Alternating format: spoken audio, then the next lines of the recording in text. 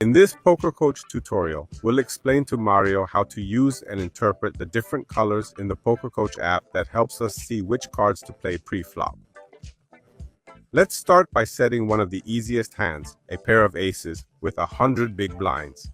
As you can see, the app shows us a mosaic full of different colors, and at the top there's a table that indicates what each color means and what to do with it.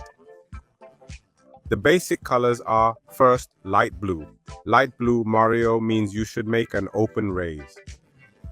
This means if the hand comes to you completely folded, you should always open it. If the color isn't light blue but yellow, as shown on the other side of the open raise, it means you should make a marginal open raise. In other words, it's not mathematically profitable in the long run, but neutral. So the light blue color indicates that you should always open, because if you fold your cards, you're losing money. But the yellow color indicates that you can either open or not open, and it's mathematically neutral. In other words, they're the borderline cases. What's the big difference? When you have yellow, you need an additional reason to enter the game against someone. Let's look for a hand that shows us the yellow color. So as you see here, for example, with Queen Jack offsuit, if we're in MP1, we have to either open or fold. And that opening should depend on some external factor at the table. For instance, you've identified that the big blind player folds more than usual to a continuation bet. That's when you make your move with yellow. And that's the difference between yellow and light blue. You'll see adjustments because it's mathematically neutral. There needs to be another advantage for you to use that hand.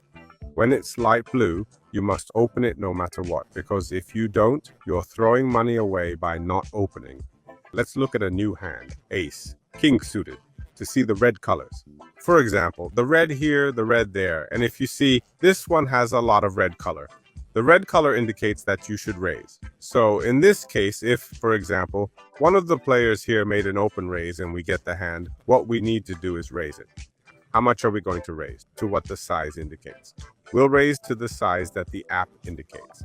In this case, it's 5 big blinds. The app works entirely in big blinds. So we have basic colors, which are light blue, yellow, brown, red, light blue, yellow, brown, and red to indicate brown, which means you fold. Light blue, which means you have to make an open raise. Yellow, which is a marginal open raise. Red, which is a raise. When we look at the reds later, we'll realize some raises are for later stealing all the chips, or reds that are for bluffing. In other words, we're raising just to steal the hand later. The next color we'll look at is purple.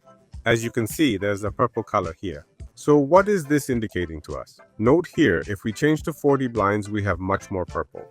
Purple indicates that the raise should be an all-in size. That means we have to put in all our chips. Red means we raise to the size indicated by the number, and purple means it's all in. In this case, if a player, or for example, if we had opened here, we had made light blue, we had open raised because the hand was folded to us. The player here re-raised us. We don't call their re-raise. If we called, the green color would appear. In this case, we see the purple color, which means we need to put in all our chips. Let's try a hand where the green color appears. For example, if we open with KJ suited on the button and the player in the same previous action, we open to 2 blinds because everyone else has folded and the small blind or big blind 3 bets us, we should call with our KJ suited up to a 7 blind raise, or 9 blinds for the big blind. Why do we have to call? Because it's green, and dark green indicates it's a mandatory call. In other words, if we're folding, we're throwing away money. Why? Because the player might be bluffing more than usual, so we'd be folding too much, and playing with that chip stack is correct. Then we can try to find a light green color and look for another hand. Light green colors will start appearing here. Light green, like yellow in open raise cases, indicates marginality. I can call, but I do it because there's a mathematical reason behind it. It's mathematically neutral. I can fold without issue, just as I can call. Then we have colors that are mixed colors. In this case, we can see this pink color here. Pink means there's a 50% chop and 50% call. For example, in the hand we're looking at, we have a suited cage. We made an open raise, and the button player decides to 3-bet us. There we can shove half the time or simply call. For instance, against a K2 player, we always have to shove 100% of the time. We need to push our chips, which in this case we know is a bluff all in. But against the button, we can go all in 50% of the time, as indicated here, or call 50% of the time. Why does this 50-50 split occur? Because there are hands you want to mix up, meaning you can bluff with them or play them for value, as this mixes up your gameplay.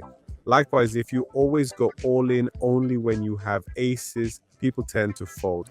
So when people see you have hands other than aces making the same move, you start to have much greater long-term profitability.